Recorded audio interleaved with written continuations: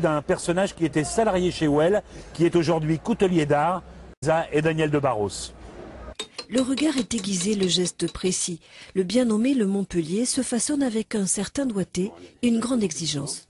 C'est un vieux couteau du XVIIIe siècle que les marins du Sud avaient dans leur poche. C'est un couteau qui servait à couper les voiles des bateaux, les filets. Voilà, d'où la forme de cutter de ce couteau. Véritable alchimie de l'alliage acier et bois, c'est un vrai travail d'orfèvre pour Claude Giraud qui n'était pourtant pas du métier. Le damas, c'est un acier feuilleté.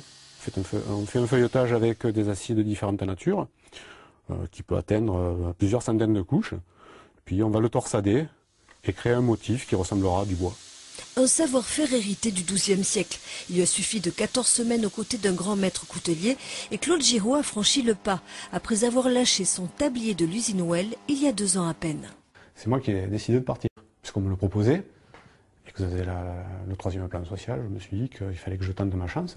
C'était pas une réelle passion, non, j'ai toujours bien aimé les couteaux. Par contre, je me suis rendu compte en faisant mon premier couteau finalement sur un pari ou comme ça, que finalement le couteau réunissait la quasi-totalité des choses que j'aime faire, c'est-à-dire le travail du métal, les traitements thermiques, le travail du bois, le travail des matériaux nobles.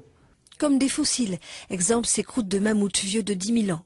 Une aubaine, les chefs étoilés Porcel ont été séduits. J'ai créé pour eux une ligne de couteaux de table, et voilà, là c'est la commande du mois de mars, puisque je leur livre tous les mois une douzaine de couteaux. Parmi la dizaine de modèles, voici sa dernière création nacrée, vendue sur Internet à des collectionneurs. Reste à Claude Giraud de pouvoir vivre de cette nouvelle passion.